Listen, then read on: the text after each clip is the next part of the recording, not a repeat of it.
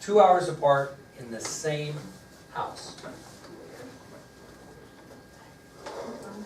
Well, he was devastated. And this is what he did, and it probably doesn't seem right, but he did this. After the death of his wife and his mother, he left their newborn daughter, Alice, in the care of his sister. And he just had to get away. He left politics and headed to the American West. So after the loss of his wife and his mother on the same day, he puts his little daughter, Alice, in the care of his sister and just has to get out. Now, this might seem a little hard, but even in today's world, it'd be tough. A good friend of mine lives in Basin. Kind of an interesting story. I went to high school with him. He married a lady. The lady babysat my kids when they were growing up. They divorced.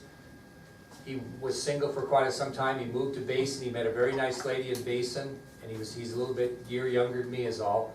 And they married late in life, both of them, and they had 2 children. So he's like 55 years old and has 2 little kids, one that's 2 and one pretty much a newborn, and his wife died of cancer. So here he is at 55, 56 years old with a newborn and a 2-year-old. I can't even imagine if somebody threw that onto me. You know what I mean? In those days, it was even more unusual. A man just didn't have the same role, and for him to have to raise a newborn baby, Alice, by himself was just, that wasn't going to happen. He had to find a surrogate mother, so to speak. And that's what he did when he found his sister. And he had to get out. So he left politics and went to the American West. And he ended up doing a couple interesting things. He ran 2 cattle ranches. He ran one on the Missouri River. Well, he actually ran 2 cattle ranches that were on the Missouri River in the Dakota Territory. Okay?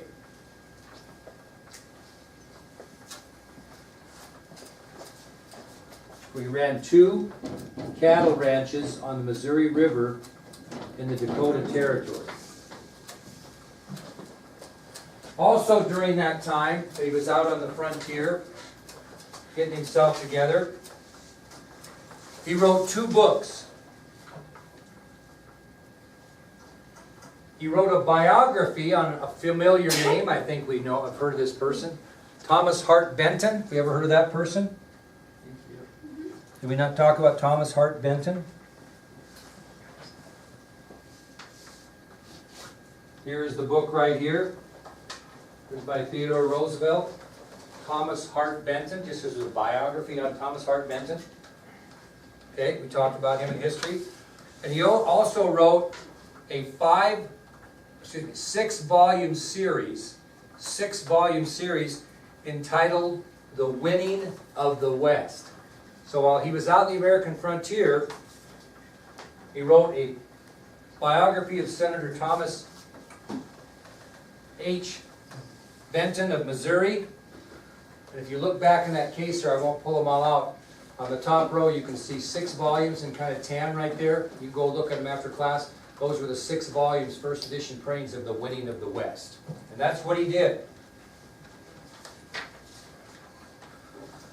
Well, after trying to get himself straightened up after that tremendous tragedy, on December 2nd, 1886, he remarried a gal by the name of Edith Carroll. 1886, December 2nd, 1886, Roosevelt remarries Edith Carroll, who was a childhood friend. And they had 5 children together, along with his daughter Alice, made 6 children that he had. So Edith Carroll and Roosevelt had 5 children, and they also obviously cared for his own daughter Alice as well. So did he go back then, eventually? Yep. He did go back, and he got married, and then he returned to politics. Okay, so he goes to the West. He works on these cattle ranches on the Missouri River in the Dakota Territory. He writes 2 books, an autobiography or biography on Thomas H. Benton of Missouri, and a 6-volume series called The Winning of the West. He comes back, remarries Edith Carroll. They have 5 children, and he resumes his political career. His first shot at politics back is he ran for mayor of New York City and lost. He ran for mayor of New York City and lost.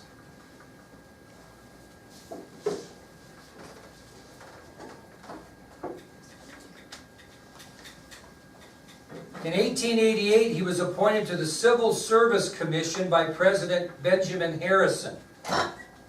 And he served until 1895 in that position.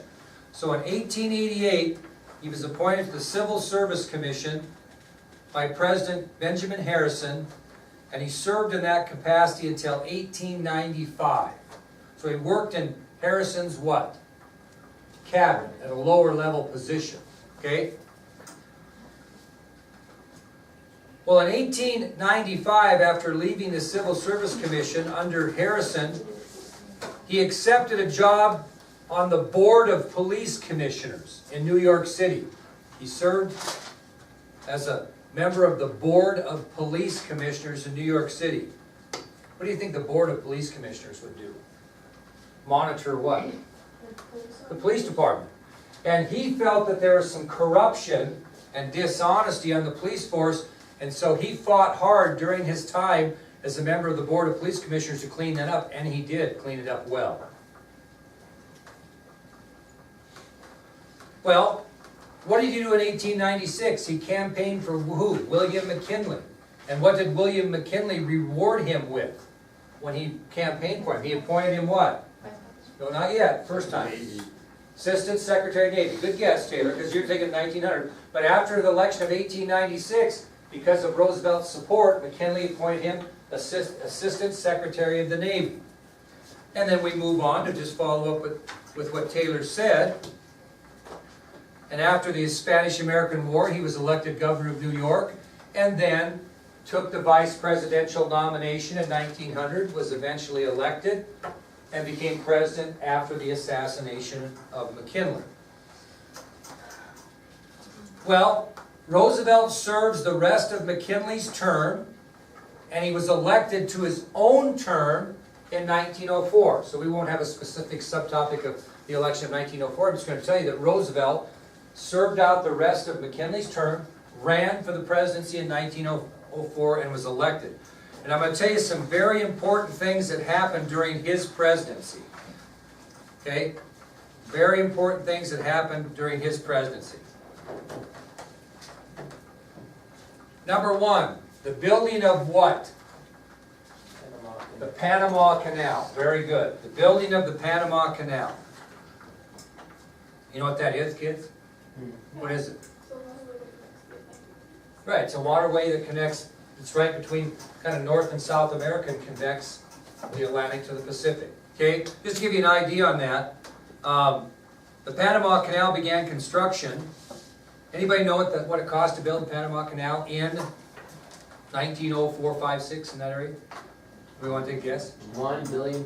Not quite that, $360 million, which is a lot of money. So he was responsible for the building of the Panama Canal, and it was on budget. That was the impressive thing, is nothing's ever on budget. I mean, if you're going to build a new house and they tell you it's going to cost you $250,000, if it doesn't cost you $280 or $290 by the time you're done, something's wrong. On budget's impressive. Now, Roosevelt, when he left the presidency, he cited the Panama Canal as his greatest accomplishment as President of the United States. That was his feeling, that the greatest thing he ever did. Another thing that happened, number two, during the Roosevelt administration, is the number of national parks in this country doubled during his presidency. Doubled. Now, have you all heard of the Fish and Game? You call it the Game and Fish in Wyoming and Montana. I don't know why it's a Fish and Game. But anyway, that started because of Roosevelt, because there was an island in Florida called Pelican Island. Still there today, and at the time, the island was deemed worthless. It was just worthless swampland. But because of the number of birds that inhabited that island, Roosevelt declared it a federal bird reserve. It was the first in the nation at the time. And this action at Pelican Island, and his making that a federal bird reserve, actually began what we know today as the Fish and Wildlife Program, and leads to what we know today as the Game and Fish. So because of Roosevelt and his idea of conserving areas such as Pelican Island, we have a Fish and Game today, or in Wyoming, a Game and Fish. Okay? He was responsible for national parks. He also was responsible for the advancement of the average American. He was very much for the average American. He had a great bond with people in the United States that were considered average Americans. And he had a philosophy, and you don't have to write it down, but just tell me what you think it means. Here was his philosophy. It is better for the working man to make enough money to support his family rather than a business making money for his company. He was very much for the average man. And this is where presidential administration started to get named. Okay? Lyndon Johnson's was the Great Society. John F. Kennedy's was the New Frontier. Franklin Roosevelt's was the New Deal. Guess what Theodore Roosevelt's administration was called? Square Deal. Because he was very much for the average person. So, because of his philosophy to help average Americans, Roosevelt's administration became known in history as the Square Deal. Here's another thing, a fourth thing he did. And you all know this. During his presidency, Roosevelt went bear hunting in the United States. And he became so frustrated that he saw no bears during most of his hunt. Well, his aides wanted to please him, so they went with him and they spotted an old bear. They captured him and tied the bear to a tree. And they rounded up President Roosevelt and tried to get him to shoot this bear because he was so frustrated he had not seen any wild bear to shoot. Well, he wanted no part of that. He said there was no sport in it. And political cartoonists made several cartoons about this story. And finally, a toy manufacturer asked President Roosevelt for his permission to make a stuffed animal in his honor. Thus, Teddy Bear. The Teddy Bear. How many of you have a teddy bear? Or have had a teddy bear when you were little? I still have mine. I still have my original teddy bear. I'll show it to you during the field study. Smokey the Bear. I would have said bears for wild. Well, listen, with you, the only thing we're missing here is gibbons. Right? Okay. So anyway, no, the teddy bear was born. The teddy bear was born. Bailey, I wish you were here to help out. So, a national symbol. Because of Teddy Roosevelt, we have the teddy bear. What guy? Okay, moving on. Because we're going to cover another election, kind of. Roosevelt decided not to run for re-election in 1908. He served out the remainder of McKinley's term. He was elected to his own. In 1904, decided he did not want to run for re-election. So he threw his support behind a close friend, William Howard Taft. William Howard Taft. And guess who Taft defeated in the election of 1908? Going to be a three-time loser. William Jennings Bryan. So Taft went on to win the election of 1908. He defeated William Jennings Bryan to become the nation's 27th president. And Roosevelt left the presidency and sailed to Africa to hunt. He stayed overseas more than a year. So after his term was over and William Howard Taft assumed the presidency, Roosevelt left, went to Africa, sailed to Africa, and he wanted to hunt there, stayed a whole year. And he brought back animal specimens that are still in the Smithsonian Institute today that you may get a chance to see next year when they're there. And according to records, they shot 296 big game animals while they were there for the year. That would be him and his hunting party. Shot 296 big game animals, including 9 lions. 296 big game animals, including 9 lions. When he was out in the West, he was a sheriff. Now, he comes home after a year, and he's got supporters that want him to run for president in 1912. And a new party called the Bull Moose Party wanted Roosevelt to be their candidate. And it got its name when a reporter asked Roosevelt how he felt one day, and his answer was, "I feel as strong as a bull moose." That's when the party developed and Roosevelt became their candidate. So let's talk about the candidates in 1912. Governor Woodrow Wilson of New Jersey would be the Democratic candidate. Governor Woodrow Wilson of New Jersey. Who's going to be the Republican Party candidate running for re-election? President Taft. And they had a third political party called the Socialist Party, where Eugene V. Debs was their nominee. So how many parties do we have? Four. You got the Democratic Party with Governor Woodrow Wilson of New Jersey running. You've got the Republican Party with President Taft running for re-election. You've got a new Socialist Party with Eugene V. Debs. And you've got the Bull Moose Party with former President Roosevelt. Well, here's the story you've got to listen to. On October 14th of 1912, Roosevelt's campaigning, and he's scheduled to give a speech in Milwaukee, Wisconsin. Okay, he's on the campaign trail. Roosevelt is. October 14th, 1912. He's on the campaign trail. He's in Milwaukee, Wisconsin. He's going to give a speech. And Roosevelt is standing in the back of a convertible during this tour. And a saloon keeper by the name of John N. Schrank tried to assassinate Roosevelt while he stood in the back of that convertible. A saloon keeper by the name of John N. Schrank tries to assassinate Roosevelt as he stands in the back of the convertible. Shot Roosevelt right in the chest. And Roosevelt had a glasses case in his pocket that he kept his glasses in. The bullet hit that and probably saved his life.